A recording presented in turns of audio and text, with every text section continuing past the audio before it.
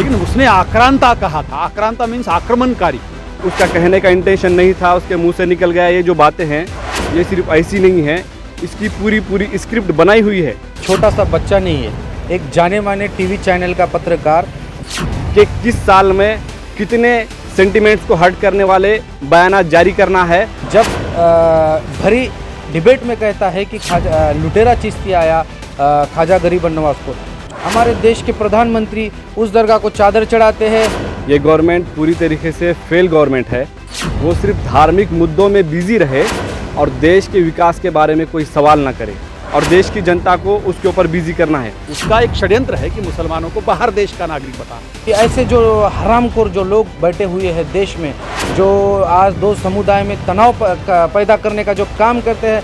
आप अगर धार्मिक भावनाओं की अगर बात करेंगे तो क्या सिर्फ एक रिलीजन की धार्मिक भावनाओं की कोई कदर नहीं और बाकी के सारे रिलीजनों के धार्मिक भावनाओं की कदर है? तो आज हमारे देश में, हमारे भारत में डेमोक्रेसी नहीं है।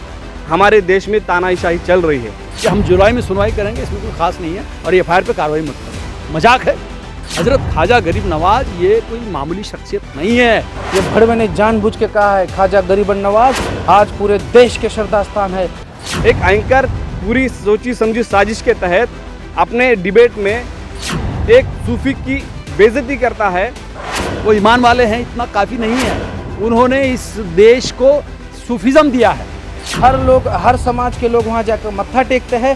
न्यूज़ 18 वाले का ये पूरी सोची समझी साजिश के तहत है। अरे ज़रा सच्चाई है, अभी सच्चाई जिंदा है। जैसे यहाँ सच्चाई पत्रकार जो है हमारे रवीश कुमार साहब है, वो ये कहते हैं कि हिंदुइज्म ही देश का असल मूल धर्म है, बाकी के सब आक्रमणकारी हैं। 4 पिलरों में से हम खुद आंखों से देख रहे हैं कि जुडिशरी अपना काम नहीं कर रही है, मीडिया अपना काम नहीं कर रही है, सरकार तो सरकार है। उसने डिबेट में, आर पार नाम के डिबेट में 7:30 बजे ये कहा, आक्रांता चिश्ती आया, आक्रांता चिश्ती आया। हाँ, तो इंटेंशनली बोल रहा था वो। देश के संविधान पे पूरा भरोसा है और हम देश के संविधान को मानते हैं, रेस्पेक्ट करते हैं। लाइव टीवी, सच सबसे आगे। देखिए, सबसे पहले मैं उस हरामखोर का निषेध करना चाहता हूं जो कि एक छोटा सा बच्चा नहीं है, एक जाने माने टीवी चैनल का पत्रकार जब भरी डिबेट में कहता है कि लुटेरा चिश्ती आया ख्वाजा गरीब नवाज को। जो कि ख्वाजा गरीब नवाज पूरे देश के कहूँगा या पूरे ओल्ड के उन्हें जो लोग मानते हैं। हमारे देश के प्रधानमंत्री उस दरगाह को चादर चढ़ाते हैं। सभी स्टेट के मुख्यमंत्री जो उस दरगाह को चादर चढ़ाते हैं। जो मुस्लिम समुदाय से ज़्यादा हिंदू समुदाय की श्रद्धा वाले जो बाबा है ख्वाजा गरीब नवाज, ऐसे महान जो श्रद्धा स्थान है उनके बारे में अगर ये मूर्ख कहता है तो ये मूर्खता है। ये जानबूझ के कहा हुआ ये पूरा षड्यंत्र है। ये फिलहाल की जो एनडीए की जो गवर्नमेंट है, ये गवर्नमेंट देश को इन्हीं चीज़ों में बिजी रखना चाहती है। ये गवर्नमेंट पूरी तरीके से फेल गवर्नमेंट है और एनडीए की गवर्नमेंट ये चाहती है कि देश की जो जनता है वो सिर्फ धार्मिक मुद्दों में बिजी रहे और देश के विकास के बारे में कोई सवाल ना करे। और जब तक धार्मिक मुद्दे देश में ज़िंदा रहेंगे एनडीए की गवर्नमेंट चलती रहेगी, ऐसा उनका एक उन्होंने बना लिया है जहन में। उसी के तहत ये जो गलती से कहा, उसका कहने का इंटेंशन नहीं था, उसके मुंह से निकल गया। ये जो बातें हैं ये सिर्फ ऐसी नहीं है, इसकी पूरी स्क्रिप्ट बनाई हुई है कि किस साल में कितने सेंटिमेंट्स को हर्ट करने वाले बयानात जारी करना है और देश की जनता को उसके ऊपर बिजी करना है। माननीय उच्चतम न्यायालय में इस बात की आज सुनवाई हुई कि अमीश देवगन ने क्या कहा था और किस तरीके से कहा था। लुथरा नाम का उनका वकील था, उन्होंने ये कहा कि हमने पहले ही माफ़ी मांगी है इस बारे में कि भाई हमने ख्वाजा गरीब नवाज के चिश्ती रहमतुल्लाह अलैह के संदर्भ में हमने कुछ खास नहीं कहा। लेकिन उसने आक्रांता कहा था। आक्रांता मीन्स आक्रमणकारी। He is came from the beyond country, दूसरे देशों से आया था। ऐसा कहना मतलब हम यहाँ के नहीं। उसका एक षड्यंत्र है कि मुसलमानों को बाहर देश का नागरिक बताना। आक्रांता मीन्स आक्रमणकारी। वो होल्ड करना चाहता था उस बात को। 3 बार कहा उसने। डिबेट आर पार की चल रही थी, उसी का डिबेट है। न्यूज़ 24 उसका है, उसका अंबानी मतलब उसका जो इंडिया 24 ऐसा कुछ है चैनल, तो अंबानी का चैनल है। उसने ये तय करके कहा कि मुसलमानों का अपमान हो, सेंटिमेंट को हर्ट करना उसका मकसद था। ये ऐसा नहीं कि जो कहा और जो उनके जो वकील जो कहते हैं एडवोकेट की वो उनके मुंह से निकल गया। अरे भाई तू एक छोटा सा नन्हा सा बच्चा नहीं है, एक जाने माने टीवी चैनल का है। ये मूर्ख को कड़ी से कड़ी सज़ा होनी चाहिए, इसके ऊपर एफआईआर होनी चाहिए, एफआईआर इस पे सज़ा होनी चाहिए इस हरामखोर को। मैं इसका कड़ी निंदा करता हूँ कि ऐसे जो हरामखोर जो लोग बैठे हुए हैं देश में, जो आज दो समुदाय में तनाव पैदा करने का जो काम करते हैं, मैं उस भड़वे अमीश देवगन को चैलेंज करता हूं। अरे भड़वे, तूने जो ये कहा है तेरी ये मूर्खता नहीं है, ये तूने जानबूझ के कही हुई तेरी साजिश है। इसके पीछे, अमीश देवगन के पीछे बहुत बड़ी ताकत है जो उसे बुलवा रही है। इस भड़वे का कड़ी निंदा में हम शब्द करते हैं कि उसने हमारे ख्वाजा गरीब नवाज जो हमारे श्रद्धा स्थान है उनके खिलाफ जो कहा है, तो इस भड़वे को माफ़ी नहीं मिलनी चाहिए। आप अगर धार्मिक भावनाओं की अगर बात करेंगे तो क्या सिर्फ एक रिलीजन की धार्मिक भावनाओं की कोई कदर नहीं और बाकी के सारे रिलीजनों के धार्मिक भावनाओं की कदर है? धार्मिक भावनाओं के आधार पर, आस्था के आधार पर सुप्रीम कोर्ट फैसले देता है और वही सुप्रीम कोर्ट दूसरे रिलीजन की धार्मिक भावनाओं के ऊपर ये कहता है कि रोक दो, कार्रवाई रोक दो। ये क्या चल रहा है? एक्चुअली जमहूरियत, डेमोक्रेसी 4 पिलर्स पे चलती है, legislative, executive, judiciary and media. अगर ये चारों में से अगर एक भी अपना काम ईमानदारी से न करे तो डेमोक्रेसी नहीं रहती है। तो आज हमारे देश में, हमारे भारत में डेमोक्रेसी नहीं है, हमारे देश में तानाशाही चल रही है। डेमोक्रेसी अगर चलती, अगर जिंदा रहती तो ये चारों पिलर सही काम करते। उसके बाद जितने एफआईआर बने कि भाई हमारी भावनाओं को आहत हुई, महाराष्ट्र से बने, हरियाणा से, गुजरात से बने, सब पर स्टे लगा दिया सुप्रीम कोर्ट ने। अपेक्स कोर्ट एक कहता है कि हम जुलाई में सुनवाई करेंगे, इसमें कोई खास नहीं है और एफआईआर पे कार्रवाई मत करो। मजाक है? सुप्रीम कोर्ट कहेंगे आप इसे? ये तो संघीय कोर्ट हो गया। भाई कैसा फैसला दे रहे हो? ये अमीश देवगन का नहीं है। इससे पहले उन्होंने उस दूसरे एंकर के बारे में कहा, अर्नव गोस्वामी के बारे में, कि उस पर कार्रवाई मत करो। क्या बचाना चाहते हैं आप? देश को क्या संकेत देना चाहते हैं कि this is not a secular country? मतलब हम अपनी भावनाओं को लेकर नहीं चल सकते, हमारे मजहब के कुछ सेंटिमेंट्स हम नहीं संभाल सकते। हजरत ख्वाजा गरीब नवाज ये कोई मामूली शख्सियत नहीं है, वो सूफी संतीज़म के बहुत बड़े संत हैं। मतलब उनको मानने वाला वर्ग कोई मुसलमान ही है ऐसा नहीं है। इस भड़वे का हम निषेध करते हैं। अरे भड़वे को चैलेंज करता हूं, अगर अगली बार तो ऐसा करेगा तो हम जैसे लोग रास्ते पर उतर आके सरकार के खिलाफ बड़ा रोष करेंगे। जो लोग उसे पाल रहे हैं हम उसका कड़ी निंदा में निषेध करते हैं। ये भड़वे ने जानबूझ के कहा है। ख्वाजा गरीब नवाज आज पूरे देश के श्रद्धा स्थान है और बड़े बड़े लोग उसे मानते हैं। हिंदू समुदाय के कई लोग उन्हें मानते हैं। आज जुडिशरी का हाल देखिए, एक रिलीजन के धार्मिक आस्था के ऊपर एक फैसला देती है, वही दूसरे धर्म के धार्मिक आस्था को पामाल करती है। एक एंकर पूरी सोची समझी साजिश के तहत अपने डिबेट में एक सूफी की बेइज्जती करता है। वो सूफी सिर्फ मुसलमानों के नहीं है बल्कि पूरा देश, भारत के ही नहीं, भारत के बाहर के देशों के भी लोग उनको मानते हैं, उनके ऊपर उनकी आस्था है।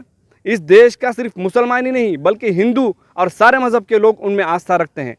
वो ईमान वाले हैं, इतना काफ़ी नहीं है।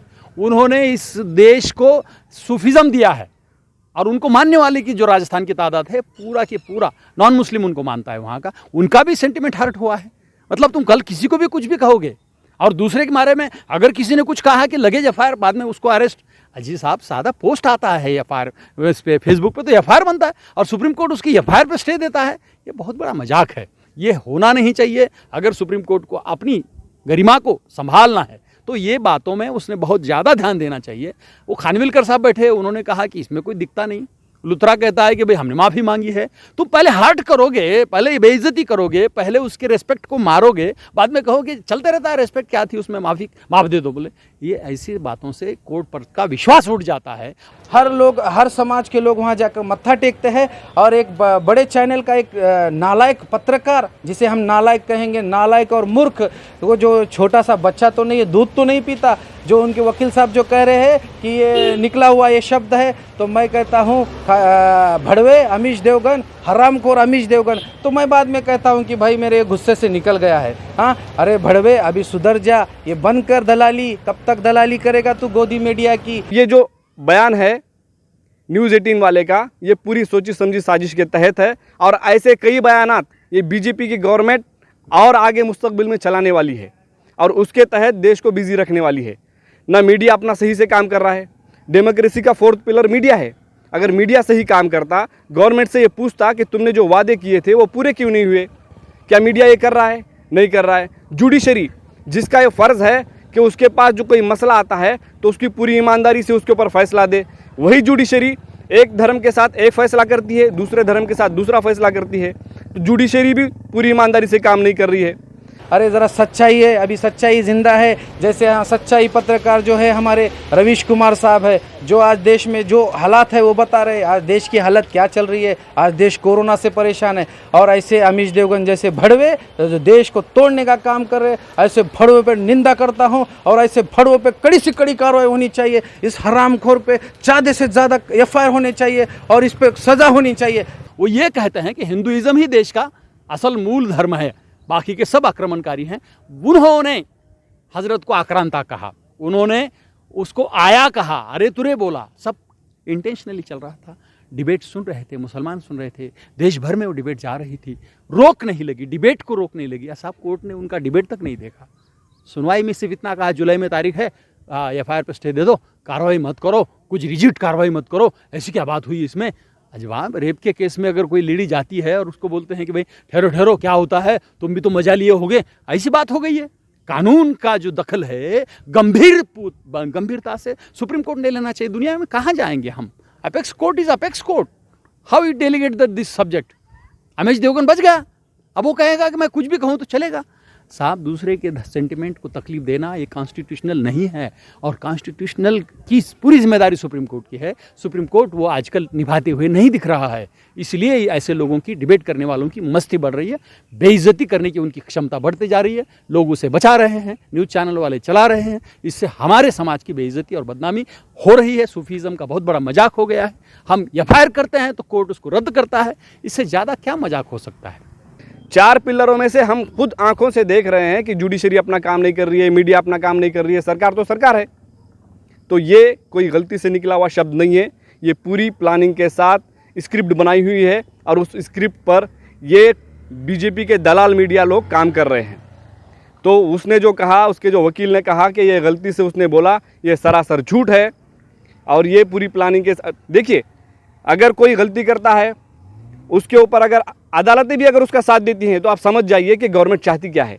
गवर्नमेंट ये चाह रही है कि इस देश में डेमोक्रेसी नहीं बल्कि तानाशाही चले। लुथरा साहब है जो उनके वकील है, बहुत देखिए सुप्रीम कोर्ट में एक तरीका है, उनकी कंपनी होती है। सुप्रीम कोर्ट के 5-10 वकील का एक दुकान होता है, ऑफिस बनाकर बैठते हैं, एक मैटर दे दो, वो क्या बोलना है ये बताते हैं। उसने डिबेट में, आर पार नाम के डिबेट में 7:30 बजे ये कहा, आक्रांता चिश्ती आया, आक्रांता चिश्ती आया। हाँ तो इंटेंशनली बोल रहा था, वो गलती से कैसे निकला? मतलब बोलना था, बोल गए, कहना था, कह गए, लुट गई इज्जत बाजार, बाद में कह देना कि भाई इज्जतदार हो, खामोश रहो, कुछ मत कहो। ये बात सुप्रीम कोर्ट के सामने आनी चाहिए। हर बार इसी तरीके से होता है। राजस्थान में एक मामला हुआ था, दलित लेखक, मतलब दलित लेखक पे उन्होंने एलिगेशन किए थे, तो पूरी तरीके से एट्रोसिटीज़ के केसेस हो गए। तो सुप्रीम कोर्ट बोला ठहरो ठहरो, इतनी गड़बड़ नहीं है केस करने की। हाँ सेंटिमेंट्स हैं, दलित के भी सेंटिमेंट्स हैं, मुसलमानों के भी सेंटिमेंट्स हैं। तुम सेंटिमेंटहीन हमारा समाज है ऐसा बता रहे हो क्या? सेकुलरिज्म का मतलब क्या है? तुम सेंटिमेंट नहीं संभालेंगे, हमारी आस्थाओं का कोई सवाल ही नहीं आएगा। आस्था है, हजरत ख्वाजा गरीब नवाज ये आस्था का विषय है, सूफीज़म का विषय है। इस देश को उन्होंने शांतता का धर्म पढ़ाया था, उसका अपमान होता है तो देश का अपमान है, ये तय करके अपमान हुआ है। उन्होंने इंटेंशनल डिबेट में ये बात कही है, आक्रांता कहा है, आक्रमणकारी कहा है, आया है बोला है, बेइज्जती हुई है। हमें देश के संविधान पे पूरा भरोसा है और हम देश के संविधान को मानते हैं, रेस्पेक्ट करते हैं, और हमें कोर्ट पे पूरा यकीन है कि इस पर कड़ी से कड़ी सजा होगी। इस हरामखोर का हम जाहिर निषेध करते हैं। लाइव टीवी, सच सबसे आगे।